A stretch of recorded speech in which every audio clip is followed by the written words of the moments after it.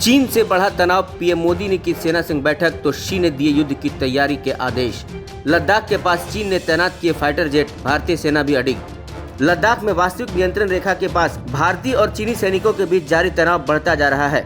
सीमा के पास चीन ने न केवल अपने सैनिकों की संख्या बढ़ा दी है, बल्कि ऊंचाई वाले इलाकों में लड़ाकू विमान J-11 और J-16S को भी तैनात कर दिया है। वहीं चीन के राष्ट्रपति शी जिनपिंग ने अपनी सेना को युद्ध की तैयारी करने के निर्देश भी दे दिए हैं। मंगलवार को सेंट्रल मिलिट्री कमीशन की बैठक में शी ने कहा कि पीपुल्स लिबरेशन आर्मी सैनिकों के प्रशिक्षण को व्यापक रूप से बढ़ाया जाए और सेना को युद्ध के लिए तैयार किया जाए। इधर भारत में भी हालात से निपटने की तैयारियां शुरू हो गई है। पीएम नरेंद्र मोदी और रक्षा मंत्री राजनाथ सिंह ने अलग अलग उच्च स्तरीय बैठक की। पीएम के साथ बैठक में रक्षा मंत्री NSA, CDS बिपिन रावत और तीनों सेना प्रमुख शामिल हुए। इस बैठक में मोदी और राजनाथ को चीन की हरकतों की जानकारी दी गई। इन बैठकों में दो अहम फैसले लिए गए। पहला, इस क्षेत्र में सड़क निर्माण जारी रहेगा।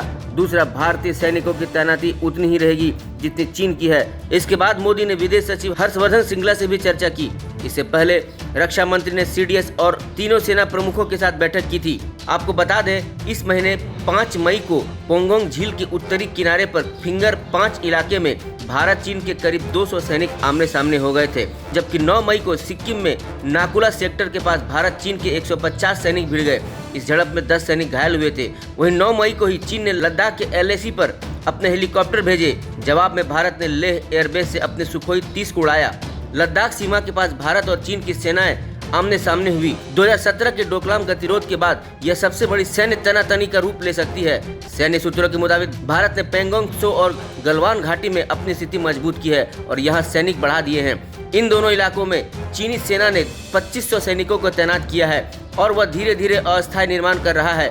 भारतीय सेना के एक अधिकारी ने कहा कि दोनों इलाकों में हमारी क्षमता चीन से बेहतर है, लेकिन भारतीय पोस्ट KM 120 और गलवान घाटी समेत कई अहम पॉइंट्स के आसपास चीन के सैनिक मौजूद हैं, जो चिंता की बात है। इधर सीमा पर तनाव कम करने के लिए दोनों देशों के सैन्य अफसरों की कई बैठक हो चुकी है। सोमवार तक बातचीत बेनतीजा रही। पूर्वी लद्दाख में LAC पर भारत चीन के बीच करीब 2 महीने से तनाव बनी हुई है। इस बीच चीन ने भारत के इलाके में 10 किलोमीटर घुसकर 100 से ज्यादा तंबू गाड़ दिए हैं। इस महीने दोनों देशों के सैनिकों के बीच 3 बार झड़प भी हो चुकी है। ताजा तनाव तब शुरू हुआ जब चीन ने भारतीय सीमा में चल रहे निर्माण कार्य पर आपत्ति जताई।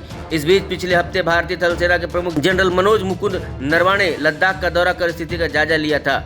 आपको बता दें, भारत चीन सीमा पर डोकलाम इलाके में दोनों देशों के बीच 2017 में 16 जून से 28 अगस्त तक टकराव चला था। हालांकि स्थिति काफी तनावपूर्ण हो गए थे। यह विवाद तब शुरू हुआ जब भारतीय सेना ने वहां चीन के सैनिकों को सड़क बनाने से रोक दिया था।